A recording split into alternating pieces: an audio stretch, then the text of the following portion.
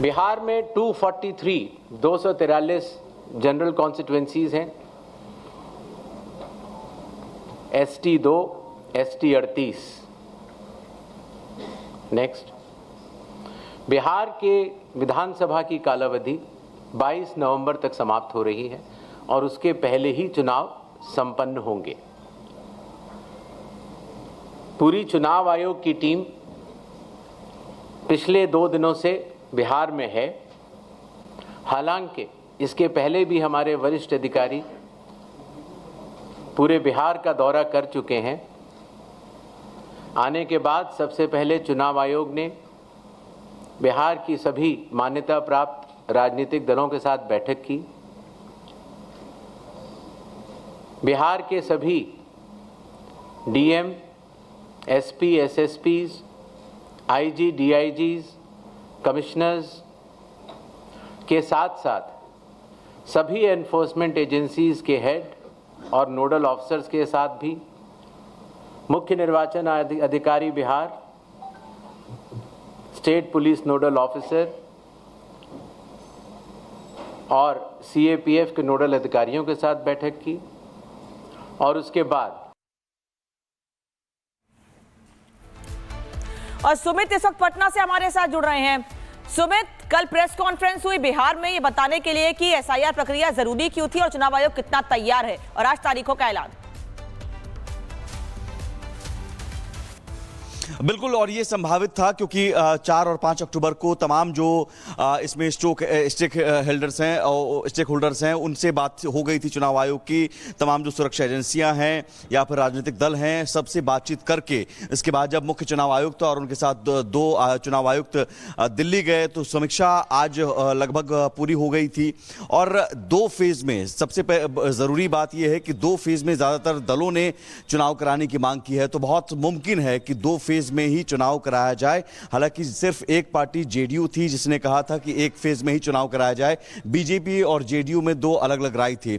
तो शाम 4 बजे का इंतजार करना होगा, यानी शाम 4 बजे चुनाव की रणभेरी बज जाएगी। हालांकि मैं पटना में मौजूद हूं और आपको बता दें कि पटना में बैठकों का दौर लगातार जारी है, यानी कि राजनीतिक दलों को भी लग रहा था कि चंद घंटे बाकी हैं और चंद घंटों में आप सीट शेयरिंग के फॉर्मूले से लेकर उम्मीदवारों के नामों को लेकर जो तमाम मंथन है वो मंथन चलता रहे। कल देर शाम BJP कार्यालय में कार्य समिति और चुनाव समिति की बैठक चलती रही और उसके अलावा महागठबंधन की भी बैठक चलती रही सीट शेयरिंग को लेकर। अब देखना होगा कि सबसे पहले बाजी कौन मारता है, क्या NDA सबसे पहले सीट शेयरिंग का ऐलान करता है या फिर महागठबंधन। हालांकि दोनों गठबंधन की तरफ से दावा किया जा रहा है कि सब कुछ ठीक है हमारे बीच। अंदर खाने में खबर जरूर ये है कि कुछ सीटों को लेकर खींचतान अभी भी जारी है। जीतन राम मांझी नाराज बताए जा रहे हैं, उन्होंने 20 सीटों की डिमांड की है। उपेंद्र कुशवाहा भी 12 से 15 सीटों की डिमांड कर रहे हैं। इधर मुकेश सहनी ने कल रिपब्लिक भारत से एक्सक्लूसिव बातचीत में कहा कि 60 सीटें हमने मांगी थी और डिप्टी CM पद का हमने डिमांड रखा था, जिसमें से 50 सीटों पर लगभग बात फाइनल हो गई है और डिप्टी CM का पद मिलेगा। हालांकि ये बहुत आसान नहीं होगा क्योंकि भाकपा वाले हैं। अब देखना यह है कि चुनाव की तारीखों के ऐलान के बाद पार्टियां सीटों का गणित कैसे बैठाती हैं। कई सीटों को लेकर खींचतान या कोई नाराजगी ना देखने को मिले तो चुनाव में भारी पड़ जाए, इसका भी ध्यान रखना है पार्टियों को। धन्यवाद गणेश और सुमित आपका इस तमाम जानकारी के लिए। चुनाव के ऐलान से पहले ही ओवैसी ने RJD के खिलाफ मोर्चा खोल दिया है।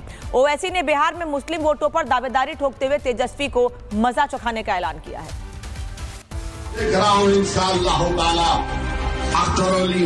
की क़ियादत में सीमांचल में इंशाअल्लाह ताला मजलिस के उम्मीदवारों को बहुत बड़ी कामयाबी और यहाँ से विधायक बनेंगे। जो लोग समझ रहे थे कि 4 को तोड़ लिए तो ये लोग कमजोर पड़ जाएंगे, मैंने कहा 4 का जवाब 24 से दिया जाएगा इंशाअल्लाह ताला।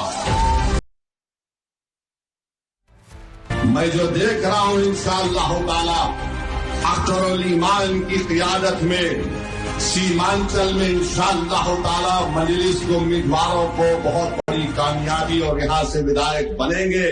जो लोग समझ रहे थे कि 4 को तोड़ लिए तो ये लोग कमजोर पड़ जाएंगे, मैंने कहा 4 का जवाब 24 से दिया जाएगा इंशाअल्लाह ताला।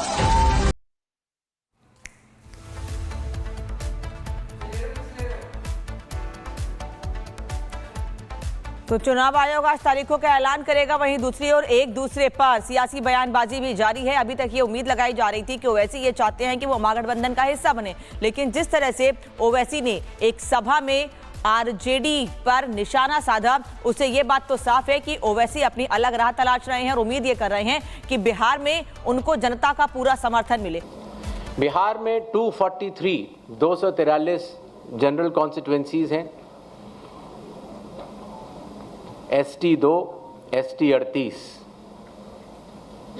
नेक्स्ट, बिहार के विधानसभा की कालावधि 22 नवंबर तक समाप्त हो रही है और उसके पहले ही चुनाव संपन्न होंगे। पूरी चुनाव आयोग की टीम पिछले 2 दिनों से बिहार में है। हालांकि इसके पहले भी हमारे वरिष्ठ अधिकारी पूरे बिहार का दौरा कर चुके हैं। आने के बाद सबसे पहले चुनाव आयोग ने बिहार की सभी मान्यता प्राप्त राजनीतिक दलों के साथ बैठक की। बिहार के सभी डीएम, एसपी, एसएसपीज, आईजी, डीआईजीज, कमिश्नर्स के साथ साथ सभी एनफोर्समेंट एजेंसीज के हेड और नोडल ऑफिसर्स के साथ भी मुख्य निर्वाचन अधिकारी Bihar, state police nodal officer और सीएपीएफ के नोडल अधिकारियों के साथ बैठक की। और उसके बाद और सुमित इस वक्त पटना से हमारे साथ जुड़ रहे हैं। सुमित, कल प्रेस कॉन्फ्रेंस हुई बिहार में ये बताने के लिए कि एसआईआर प्रक्रिया जरूरी क्यों थी और चुनाव आयोग कितना तैयार है, और आज तारीखों का ऐलान। बिल्कुल, और ये संभावित था क्योंकि 4 और 5 अक्टूबर को तमाम जो इसमें स्टेक होल्डर्स हैं उनसे बात हो गई थी चुनाव आयोग की। तमाम जो सुरक्षा एजेंसियां हैं या फिर राजनीतिक दल हैं, सबसे बातचीत करके इसके बाद जब मुख्य चुनाव आयुक्त और उनके साथ 2 चुनाव आयुक्त दिल्ली गए तो समीक्षा आज लगभग पूरी हो गई थी। और 2 फेज में सबसे जरूरी बात यह है कि 2 फेज में ज्यादातर दलों ने चुनाव कराने की मांग की है, तो बहुत मुमकिन है कि 2 फेज में ही चुनाव कराया जाए। हालांकि सिर्फ एक पार्टी जेडीयू थी जिसने कहा था कि एक फेज में ही चुनाव कराया जाए। बीजेपी और जेडीयू में 2 अलग अलग राय थी। तो शाम 4 बजे का इंतजार करना होगा, यानी शाम 4 बजे चुनाव की रणभेरी बज जाएगी। हालांकि मैं पटना में मौजूद हूं और आपको बता दें कि पटना में बैठकों का दौर लगातार जारी है, यानी कि राजनीतिक दलों को भी लग रहा था कि चंद घंटे बाकी हैं और चंद घंटों में आप सीट शेयरिंग के फॉर्मूले से लेकर उम्मीदवारों के नामों को लेकर जो तमाम मंथन है वो मंथन चलता रहे। कल देर शाम बीजेपी कार्यालय में कार्य समिति और चुनाव समिति की बैठक चलती रही और उसके अलावा महागठबंधन की भी बैठक चलती रही सीट शेयरिंग को लेकर। अब देखना होगा कि सबसे पहले बाजी कौन मारता है, क्या एनडीए सबसे पहले सीट शेयरिंग का ऐलान करता है या फिर महागठबंधन। हालांकि दोनों गठबंधन की तरफ से दावा किया जा रहा है कि सब कुछ ठीक है हमारे बीच। अंदर खाने में खबर जरूर ये है कि कुछ सीटों को लेकर खींचतान अभी भी जारी है। जीतन राम मांझी नाराज बताए जा रहे हैं, उन्होंने 20 सीटों की डिमांड की है। उपेंद्र कुशवाहा भी 12 से 15 सीटों की डिमांड कर रहे हैं। इधर मुकेश सहनी ने कल रिपब्लिक भारत से एक्सक्लूसिव बातचीत में कहा कि 60 सीटें हमने मांगी थी और डिप्टी सीएम पद का हमने डिमांड रखा था, जिसमें से 50 सीटों पर लगभग बात फाइनल हो गई है और डिप्टी सीएम का पद मिलेगा। हालांकि ये बहुत आसान नहीं होगा क्योंकि भाजपा वाले हैं। अब देखना यह है कि चुनाव की तारीखों के ऐलान के बाद पार्टियां सीटों का गणित कैसे बैठाती हैं। कई सीटों को लेकर खींचतान या कोई नाराजगी ना देखने को मिले तो चुनाव में भारी पड़ जाए, इसका भी ध्यान रखना है पार्टियों को। धन्यवाद गणेश और सुमित आपका इस तमाम जानकारी के लिए। चुनाव के ऐलान से पहले ही ओवैसी ने आरजेडी के खिलाफ मोर्चा खोल दिया है। ओवैसी ने बिहार में मुस्लिम वोटों पर दावेदारी ठोकते हुए तेजस्वी को मजा चखाने का ऐलान किया है।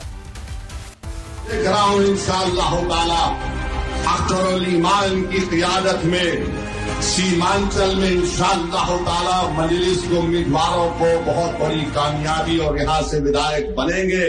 जो लोग समझ रहे थे कि 4 को तोड़ लिए तो ये लोग कमजोर पड़ जाएंगे, मैंने कहा 4 का जवाब 24 से दिया जाएगा इंशाअल्लाह ताला। मैं जो देख रहा हूं इंशाअल्लाह ताला अख्तर ईमान की क़ियादत में सीमांचल में इंशाअल्लाह ताला मजलिस के उम्मीदवारों को बहुत बड़ी कामयाबी और यहां से विधायक बनेंगे। जो लोग समझ रहे थे कि 4 को तोड़ लिए तो ये लोग कमजोर पड़ जाएंगे, मैंने कहा 4 का जवाब 24 से दिया जाएगा इंशाअल्लाह ताला।